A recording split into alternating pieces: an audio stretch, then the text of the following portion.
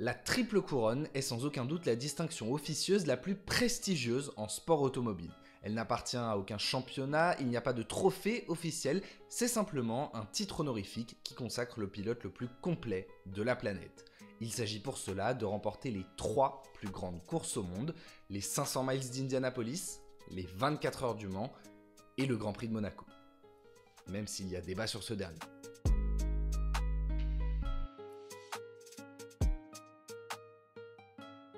Pour beaucoup de jeunes pilotes qui débutent en sport automobile, devenir champion du monde de Formule 1 est l'accomplissement ultime. Pourtant, le succès en F1 dépend de qualités très spécifiques et de nombreux facteurs peuvent venir influer dessus. Alors, pour déterminer le pilote le plus complet, mais le plus polyvalent aussi, on a inventé la triple couronne, qui réunit certes les 3 plus grandes courses du monde, mais surtout des courses faisant appel à des qualités que l'on peut rechercher chez un champion. En F1, on cherche avant tout un pilote rapide, capable d'exceller sur de courtes distances. Un Grand Prix, c'est seulement 300 km, ce n'est pas si long, et d'autant plus à Monaco, où l'on connaît l'importance de la qualification, il faut être très rapide sur un tour. En endurance et surtout au Mans, c'est tout l'inverse. On cherche un pilote constant qui peut enchaîner les tours sur un même rythme et s'adapter aux conditions. Jour, nuit, pluie, grêle, il faut savoir s'adapter à tout ce qu'il y a sur la piste et travailler en équipe. Et puis à Indianapolis, c'est un peu un mélange des deux. La course dure plus de 3 heures, ce qui est long quand vous êtes à plus de 350 km/h, et il ne faut pas se déconcentrer ne serait-ce qu'un quart de seconde, sinon c'est le mur. Cette course requiert une précision qui est souvent sous-estimée.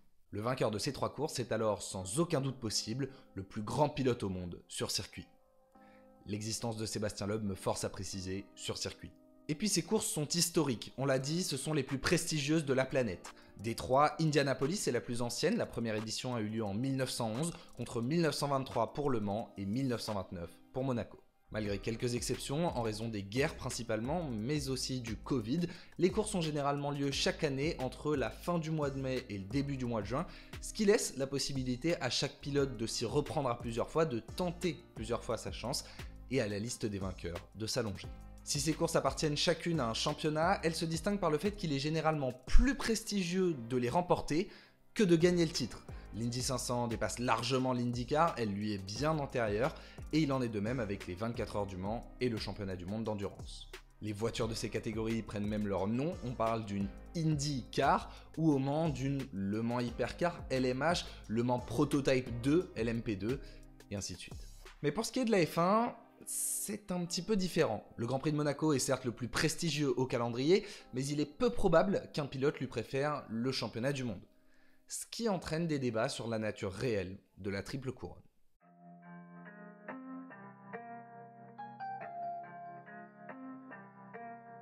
Présenté de la sorte, il semble logique que le Grand Prix de Monaco soit la 3e branche de la triple couronne. C'est d'ailleurs ce que je pense si je dois donner mon avis.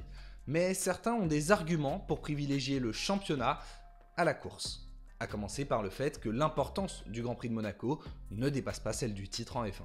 Un autre argument est de dire qu'il est impossible de ne participer qu'au Grand Prix de Monaco, contrairement à l'Indy 500 ou aux 24 heures du Mans où la liste des engagés augmente.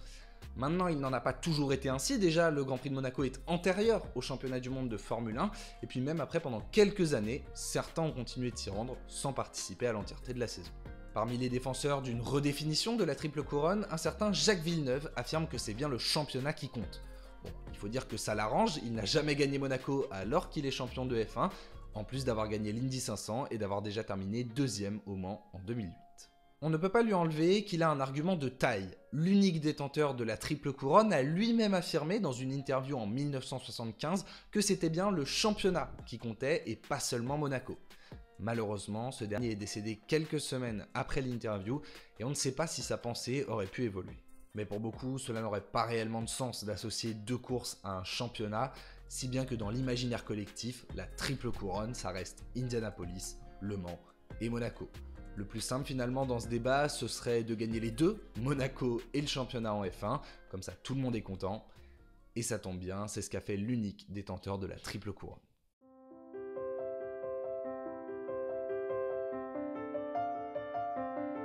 En près d'un siècle, un seul pilote est parvenu à remporter ces 3 courses mythiques, ce qui témoigne bien de la difficulté de l'exercice.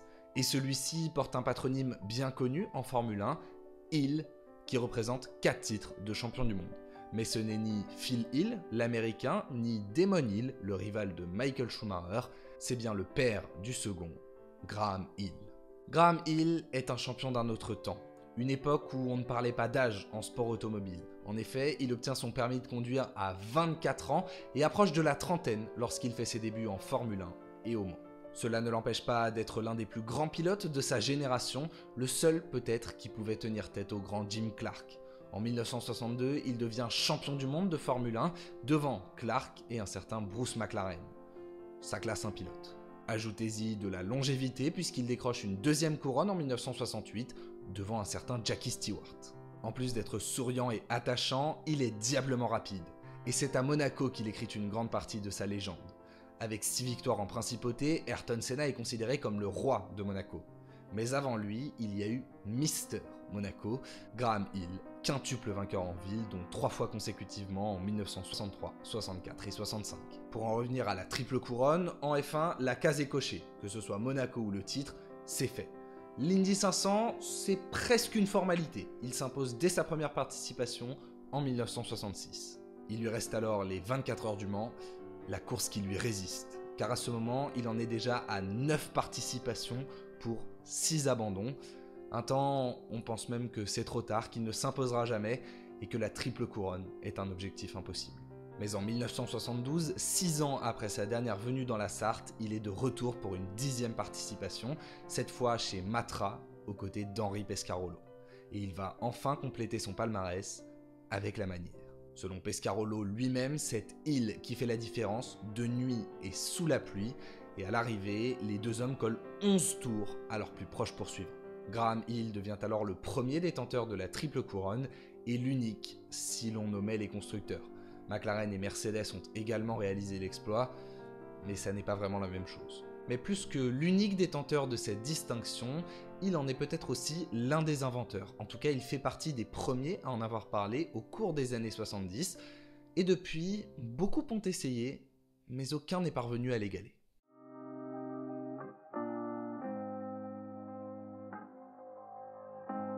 Si Graham Hill est encore un champion inégalé, certains se sont tout de même un petit peu approchés, mais il se compte sur les doigts de 2 mains. En effet, 7 pilotes ont déjà remporté 2 des 3 courses mythiques. Tadzio Nuvolari fut le premier, en 1932 à Monaco et l'année suivante au Mans.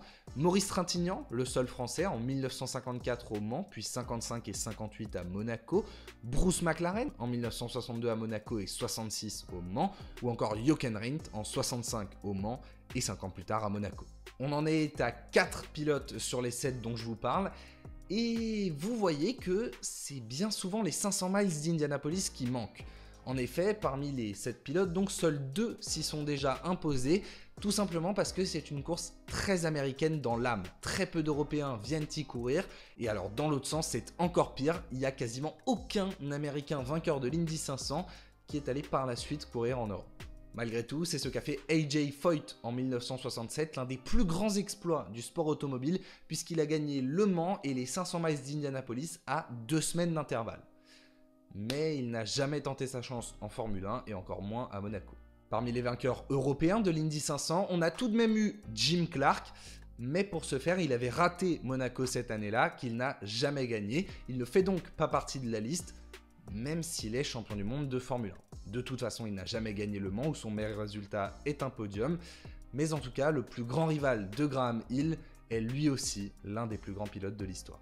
Dans les années 70, 80, même 90, ces courses et les championnats auxquels elles appartiennent se sont de plus en plus structurés, professionnalisés, si bien qu'il est devenu de plus en plus rare de voir des pilotes passer de l'un à l'autre pour essayer d'aller décrocher cette triple couronne. Malgré tout, parmi ceux qui s'y sont essayés, un seul s'en est réellement approché, Juan Pablo Montoya. C'est l'un des très grands de sa génération, il a gagné Monaco en 2003 avec Williams, l'Indy 500 à 2 reprises et les 24 heures du Mans, mais en LMP2. Il n'a donc jamais gagné au général, la triple couronne n'est pas validée et il va lui falloir se presser parce qu'à 48 ans, il n'a sans doute plus beaucoup d'années devant lui, d'autant que ça fait 3 ans qu'il n'a pas participé. Toutefois, dans l'ère moderne, il y a un prétendant qui a particulièrement fait parler de lui et qui a presque relancé le concept de la triple couronne, Je veux bien sûr parler de Fernando Alonso, double vainqueur à Monaco, double champion du monde de Formule 1. Il a fini par se lasser de la catégorie reine et a cherché de nouveaux défis. Et en 2017, il s'est officiellement attaqué à la triple couronne. Et il faut bien le dire, personne ne s'en était autant approché depuis bien longtemps. En effet, l'Espagnol a gagné Le Mans 2 fois également avec Toyota. Bon, il n'y a fait aucune concurrence, mais ça j'ai envie de vous dire, c'est pas son problème. Lui, il l'a fait. Et il ne lui reste donc plus que l'Indy 500, où il a joué la gagne dès sa première participation, avant d'abandonner. Bon, depuis, il n'a pas particulièrement brillé outre-Atlantique, mais soyez-en sûrs, il reviendra et il aura ses chances. Fernando Alonso est lui aussi l'un des plus grands pilotes de sa génération et il partage une caractéristique commune avec les champions d'antan, c'est sa polyvalence. Comme Graham Hill, il est capable de gagner sur tout type de circuit et même en dehors. Je vous rappelle qu'il a participé et qu'il a même terminé le Dakar, ce qui est quand même très peu commun pour un pilote de Formule 1. Alors oui, Fernando, tu es certainement le mieux placé pour devenir le second détenteur de la triple couronne. Finis ce que tu as à faire en Formule 1 et fais-nous plaisir. Retourne à Indianapolis et montre-nous de quoi tu es capable.